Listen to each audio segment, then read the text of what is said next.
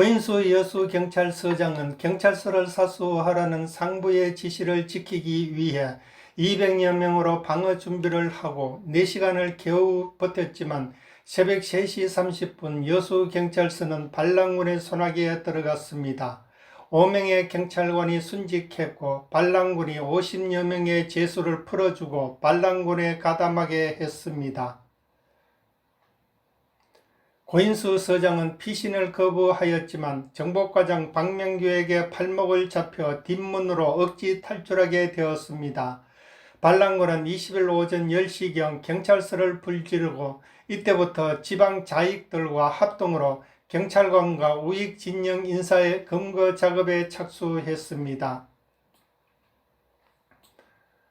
특히 가담자 중에는 여수수상고등학교와 여수여자중학교 학생들이 눈에 띄게 많았는데 셀러복을 입은 16, 17세의 여중생들에게까지 권총과 칼빈 소총이 지급되어 이들의 철없는 만행이야말로 반란군보다 더 잔인했습니다.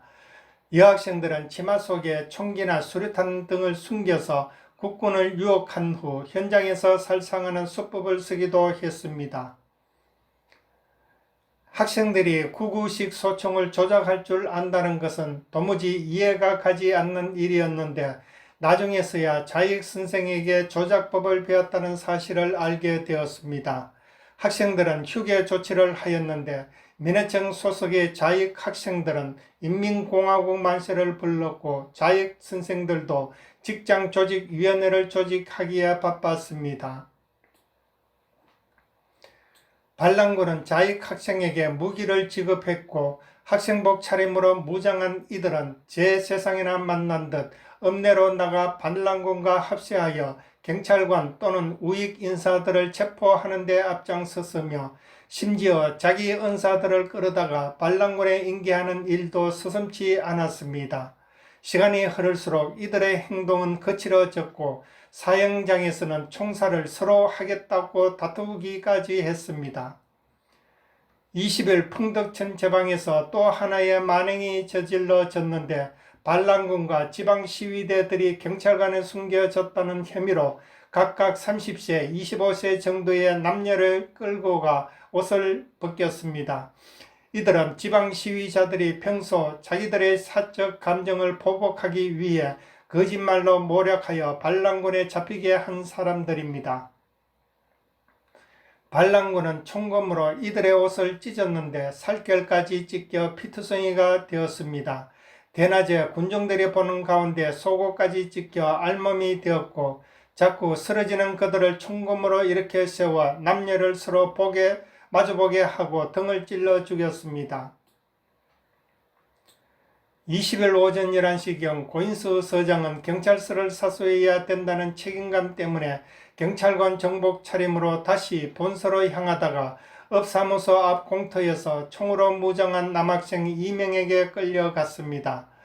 암살대장 수정현의 표적이 되었던 고인수 경찰서장은 첫 발에 오른팔, 두 번째 발에 왼팔을 맞은 후 피투성이가 된 두 팔을 들고 대한민국 만세를 부르다가 연이은 세 발의 총탄에 맞고 두개골에서 붉은 선열과 함께 하얀 내구가 쏟아져 그 자리에서 순직하였습니다. 이때 아직까지 살아있던 경찰관들이 상관의 죽음에 격분하여 반도들에게 대들었습니다. 이에 반도들은 8명의 경찰관을 여수경찰서 담에 묶어 세운 후 차례로 한 명씩 트럭으로 들이받아 경찰관들의 뼈가 부서지는 소리가 났습니다. 특히 여수경찰서 소속 여경 국막내 씨를 붙잡아 대낮에 군중 앞에서 발가벗긴 채 차마 눈뜨고 볼 수 없는 부분에 총 2발을 쏘아 죽였습니다. 같은 여수경찰서 소속 여경 정현자 씨는 폭도들이 옷을 갈기갈기 찢고는 목에 쇠사슬을 메어 가지고 시내를 1시간 동안 일주하고 다시 경찰서로 돌아와 총탄 2발을 쏘아 죽였습니다. 이렇게 폭도들은 야수처럼 천인공노할 만행을 저질렀습니다.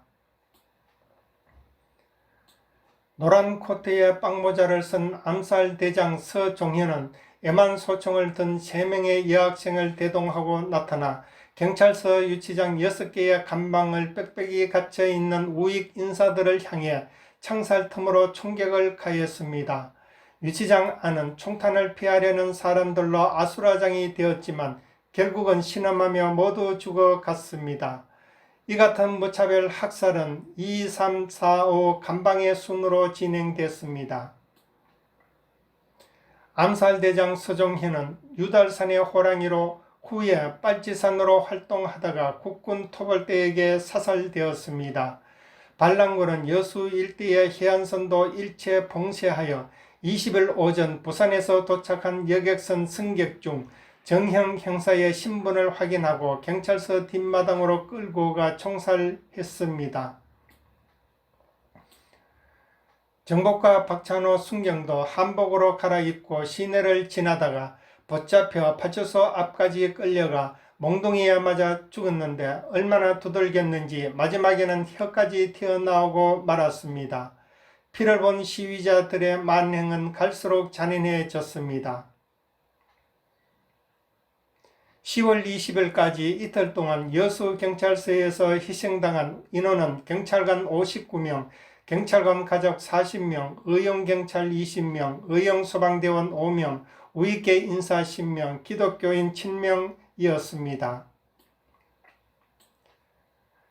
10월 26일 진압부대가 드디어 여수의 외곽에 다다랐고 27일 새벽부터 소탕작전을 시작했습니다.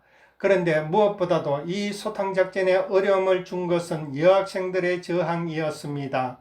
17세 전후의 소녀들이 구구시 소총을 들고 반격하였는데 이들의 저항은 순천의 경우와 비교할 수 없을 만큼 거세었습니다. 특히 여수 여중생들은 교장 송욱이 여수 순천 사건의 민간인 총지휘자로 활약했기 때문에 이미 많은 학생들이 붉게 물들어 있었습니다. 군경당국의 발표에 의하면 순천 사범 학생 40%, 순천 농중 학생 30%를 필두로 여수 수산중학교 학생은 거의가 자익이었습니다.